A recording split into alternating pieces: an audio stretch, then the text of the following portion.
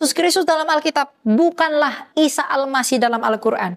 Isa Al-Masih dalam Al-Quran adalah Isa Al-Masihnya mereka tersendiri, yang punya teologi dengan maksud mereka, sehingga dalam hal ini toleransi yang berarti membiarkan, maka kita membiarkan Isa Al-Masih itu dengan teologi mereka sendiri.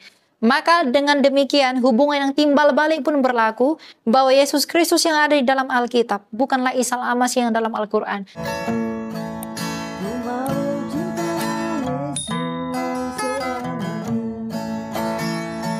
Semuanya teman-teman, Shalom di dalam Kristus, bersama dengan saya Elia Myron.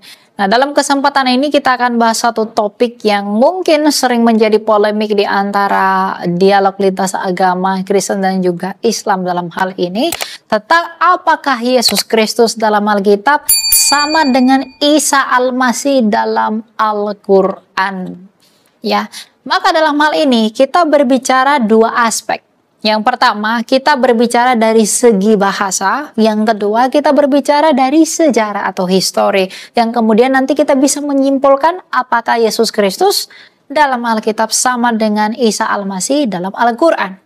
Kalau kita tinjau dari bahasa, sejatinya Yesus Kristus itu sama dengan Isa Al-Masih dari sudut pandang bahasa. Karena itu tentang korespondensi fonetik. Ya. Bahasa Yunaninya nama Yesus adalah Iesu, lalu ditambah dengan sufiks S untuk menandakan dia maskulin. Nah, kemudian orang-orang Syria itu menyebutnya dengan dua sebutan, ada menyebutnya dengan Iso, ada kemudian menyebutnya dengan Isa. Di dalam orang Arab menyebutnya sebagai Yeshua. Kemudian di dalam bahasa Ibrani disebut dengan Yehoshua atau juga Yosua Hamasia, yang dalam bahasa Yunani disebut dengan Yesus Kristus, yang artinya Yesus Kristus atau Yesus Sang Juru Selamat dalam bahasa Indonesia. Jadi secara bahasa, Isa Al-Masih dan Yesus Kristus itu adalah sama. Tapi kemudian kalau kita berbicara tentang sejarah, maka kita harus melihat tinjauan sejarah dari kedua tokoh yang dimaksudkan oleh masing-masing kitab suci ini. Yesus Kristus yang dimasukkan oleh Alkitab, bagaimana sejarahnya? Isa Al-Masih yang disebutkan oleh Al-Quran, bagaimana sejarahnya? Yang pertama, kita harus mengakui bahwa dari aspek sejarah, kemunculan Alkitab dengan Al-Quran itu adalah dua masa yang berbeda. Alkitab itu selesai dikanonkan itu pada akhir abad keempat Masehi di Kartago. Sedangkan Al-Quran itu datang 300 tahun setelahnya, yaitu pada abad ke-7. Jadi kita tidak bisa menyamakan antara Alkitab dengan Al-Quran. Karena Alkitab itu lebih tua 300 tahun sebelum Al-Quran itu ada. Nah, tapi meskipun demikian, kita harus melihat secara fair, apakah memang data sejarah yang dimaksudkan oleh Alkitab tentang Yesus dengan data sejarah yang disebutkan oleh Al-Quran mengenai Isa, apakah sama? Kalau hal ini sama, tentu tidak akan ada pertentangan, tapi masalahnya ini berbeda. Misalnya, di dalam Alkitab disebutkan bahwa Yesus Kristus itu lahirnya di kandang domba di Bethlehem. Dan itu didukung oleh fakta sejarah, misalnya tulisan Eusebius dan juga tulisan-tulisan sejarah yang lainnya. Namun bagaimana dengan Isa? Dia dikatakan lahir di bawah pohon kurma. Nah, sekarang ini menjadi pertanyaan buat teman-teman Islam, apakah Isa yang lahir di bawah pohon kurma ini punya data sejarah yang sejaman atau sebanding di periode pewahyuan tersebut? Nah, kalau tidak punya, maka kita tidak bisa bandingkan dengan Alkitab. Karena bagaimanapun kesaksian Alkitab bahwa Yesus lahir di kandang domba itu didukung oleh data di luar Alkitab, yaitu data sejarah yang disebutkan oleh Eusebius tadi. Lalu bagaimana dengan Isa Al-Masih yang disebutkan dalam Al-Quran yang memang lahirnya di kandang domba? Apakah punya data sejarahnya? Ya, sejauh ini saya belum menemukannya. Oleh karena itu, dari aspek kelahirnya saja dia berbeda. Kemudian yang berikutnya, ibu dari Yesus. Ibu Yesus bernama di Alkitab bernama Maria, ibu Yesus. Tapi kemudian di dalam teologi Islam, mereka menyebut ibunya Isa adalah Maryam yang adalah saudaranya Harun. Nah, kalau Maryam adalah saudara Harun, berarti Maryam ini dari suku apa? Nah, kalau di dalam Alkitab jelas bahwa Maria itu berasal dari suku Yehuda karena ia adalah anaknya Eli dan ibunya adalah Ana. Sedangkan di dalam teologi Islam, siapakah ibunya Isa? Maryam saudara Harun? Harun bukankah orang Lewi? Kalau Harun adalah orang Lewi dan Maryam adalah saudaranya, berarti Maryam adalah orang Lewi. Atau bagaimana penjelasannya dalam hal ini? Tapi kalaupun ibunya Isa Al-Masih dalam teologi Islam adalah Maryam saudara Harun, jaraknya Harun kepada Kristus kurang lebih 1.500 tahun di dalam sejarah. Lalu bagaimana mungkin ibunya Yesus 1.500 tahun lebih tua daripada Yesus itu sendiri? Nah, ini alasan yang berikutnya mengapa Isa Al-Masih di dalam Al-Quran dengan Yesus Kristus di dalam Alkitab yang didukung oleh fakta sejarah itu tidaklah sama. Lalu kemudian fakta sejarah yang begitu kaya membuktikan bahwa Yesus Kristus ini pernah mati tersalib di bawah pemerintahan Pontius Pilatus atas tuntutan Mahkamah Agama Sanhedrin di Israel pada waktu itu. Jadi penyaliban dan kematian Yesus di atas kayu salib itu adalah fakta sejarah yang tidak bisa dibantah. Tetapi dalam teologi Islam, Isa Al-Masih dikatakan tidak mati, hanya saja diserupakan. Nah, kalau memang dia diserupakan, artinya tidak ada kebangkitan yang terjadi pada hari ketiga. Karena Isa Al-Masih sudah diangkat tidak mati, karena dia tidak mati berarti tidak ada kebangkitan. Sedangkan kebangkitan pada hari ketiga itu benar-benar terjadi dan di dalam kesaksian Kisah Rasul, ia menunjukkan dirinya kepada 500 orang.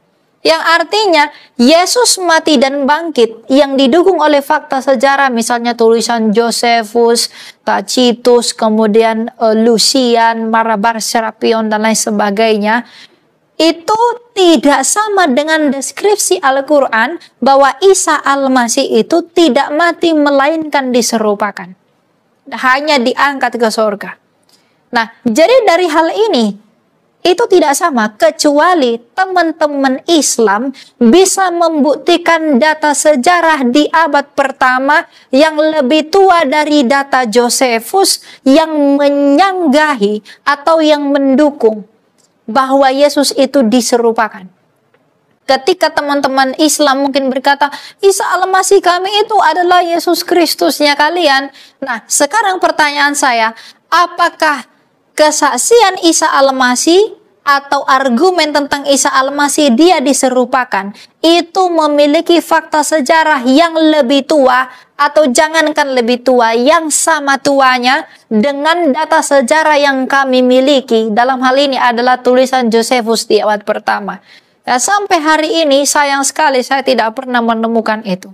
Jadi dari fakta sejarah sendiri, Yesus Kristus dengan Isa Al-Masih di dalam Al-Quran tidaklah seorang pribadi yang sama. Lalu kemudian tujuan kedatangan Yesus Kristus itu dan Isa Al-Masih di dalam teologi Islam tidaklah sama. Sekalipun teman-teman Islam mengatakan bahwa Isa akan datang menghakimi, lalu itu hanya dipandang sebagai nabi saja, kami memandang bahwa Yesus Kristus datang ke dunia sebagai hakim karena dia adalah Allah, sebab hanya Allah yang pantas untuk menghakimi. Jadi kalau diperkatakan bahwa Yesus Kristus dalam Alkitab sama dengan Isa Al-Masih dalam Al-Quran, demi memasakkan teologi-teologi tertentu, sebenarnya itu adalah pilihan untuk tetap menjadi bodoh. Karena data sejarah membuktikan tidak demikian.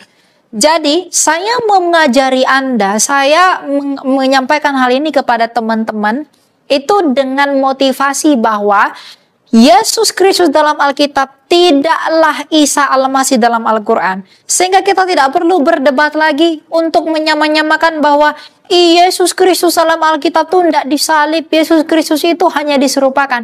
Karena bagaimanapun, Yesus Kristus tidak disalib, dia hanya diserupakan, itu adalah teologinya Al-Quran. Dan itu bersumber dari Al-Quran, bukan bersumber dari kitab kami. Tapi bagaimanapun dari data sejarah yang membuktikan bahwa itu beda, maka tidak boleh saling dipaksakan. Karena kalau saling dipaksakan, hal ini menunjukkan bahwa pemaksaan bahwa Isa Al-Masih dalam Al-Quran sama dengan Yesus Kristus dalam Alkitab, itu hanya akan memperlemah posisi orang yang memaksakan itu. Karena Isa Al-Masih di dalam Al-Quran itu tidak lebih lengkap data sejarahnya dibandingkan dengan Yesus Kristus di dalam Alkitab. Jadi kalau kita lihat dari metodologi histori, Isa Al-Masih di dalam kitab suci teman-teman Islam, itu akan kalah dengan Yesus Kristus di dalam Alkitab secara pembuktian mengenai eksistensi pribadinya berdasarkan deskripsi kitab suci kita masing-masing. Jadi memang Yesus Kristus dalam Alkitab bukanlah Isa Al-Masih dalam Al-Quran. Isa Al-Masih dalam Al-Quran adalah Isa Al-Masihnya mereka tersendiri, yang punya teologi dengan maksud mereka, sehingga dalam hal ini toleransi yang berarti membiarkan, maka kita membiarkan Isa Al-Masih itu dengan teologi mereka sendiri. Maka dengan demikian hubungan yang timbal balik pun berlaku, bahwa Yesus Kristus yang ada di dalam Alkitab bukanlah Isa Al-Masih yang dalam Al-Quran. Sehingga teologi yang kami lahirkan dari datangnya Yesus Kristus dalam Alkitab tidak perlu saling dibentur-benturkan dengan Isa Al-Masih yang ada di Al-Quran, yang memang bukanlah pribadi yang sama berdasarkan fakta sejarah dan juga data histori yang telah saya sebutkan tadi. Nah, secara logika, teman-teman, saya mau mengajak Anda untuk berpikir.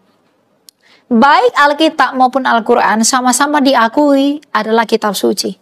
Kalau kita saling memaksakan bahwa Isa Al-Masih dalam Al-Quran adalah Yesus Kristus dalam Alkitab, berarti di antara keduanya yang adalah sama-sama firman Tuhan ini ada yang salah. Karena deskripsinya bukan hanya berbeda tapi bertentangan. Berarti kalau kita memaksakan Yesus Kristus dalam Alkitab adalah Isa Al-Masih dalam Al-Quran, sedangkan deskripsi Isa Al-Masih dalam Al-Quran bertentangan dengan deskripsi Yesus Kristus dalam Alkitab, dan Yesus Kristus dalam Alkitab punya data dan fakta sejarah yang begitu valid, sedangkan Isa Al-Masih dalam Al-Quran saya belum tahu keberadaannya bagaimana. Kalau saling dibenturkan, itu tidak pernah merugikan kekristenan. Tapi itu hanya akan merugikan pihak mereka yang selalu membanding-bandingkan itu. Karena mereka memang tidak pernah sama. Artinya, kalau kita atas nama toleransi, kalau memang kita bertoleransi, maka biarkanlah orang Kristen dengan Yesus Kristusnya tanpa memaksa teologi Isa Al-Masih dalam kitab suci kamu, dan kami pun tidak akan memaksa teologi Yesus Kristus kepada Isa Al-Masih yang ada di dalam Al-Quran. Karena itu adalah dua hal yang berbeda. Jadi kesimpulannya, baik secara logika, karena keduanya ini adalah sama-sama dianggap sebagai firman Allah, di mana Alkitab memiliki data sejarah dan juga Al-Quran saya tidak tahu apakah mereka punya atau tidak. Kalau memang Anda punya, boleh tunjukkan. Tetapi Yesus Kristus yang ada dalam Alkitab itu didukung oleh literatur sejarah dan memang ada di dalam dunia sesuai dengan peninggalan-peninggalan dan inskripsi, itu tidak pernah sama dengan Isa Al-Masih yang ada di dalam Al-Quran. Jadi jangan pernah sama-samakan, karena bagaimanapun, sekali lagi saya katakan, itu hanya akan merugikan pihak yang lain, bukan pihak kekristenan. Karena secara data, literatur, pembuktian, kekristenan selalu lebih unggul dan kekristenan selalu lebih terdepan dibandingkan seluruh kepercayaan yang ada di bumi ini kalau berkaitan dengan pribadi Yesus Kristus itu sendiri. Jadi hal ini yang dapat saya sampaikan, semoga hal ini dapat membantu teman-teman semua untuk semakin mendalami dan mempelajari tanpa kompromi dalam ketegasan iman terkait dengan Isa Al-Masih Al-Quran dan juga Yesus Kristus dalam Alkitab demi pertumbuhan iman, dan Anda dengan tegas menyatakan bahwa itu memang berbeda. Agar tidak terjadi konflik yang berkepanjangan di antara kedua agama ini, agar tidak terjadi konflik yang berkepanjangan di antara kedua belah pihak, hanya karena saling memaksakan pahamnya sendiri, hanya karena saling beradu, padahal secara metodologi memang itu adalah dua pribadi yang berbeda. Hanya itu yang dapat saya sampaikan. Mungkin kita akan bertemu lagi dalam kesempatan berikutnya. Saya Elia Myron pamit undur diri. Semoga Tuhan yang selalu berbelas kasih kepada kita, sebab Dia itulah Yesus Kristus yang mengasihani kita sekarang dan selalu dan untuk selama-lamanya. Jangan lupa subscribe dan bagikan video ini kalau Anda diberkati demi kemuliaan dan penyataan dan penyebaran Injil bagi kemuliaan Kristus dan Bapa kita.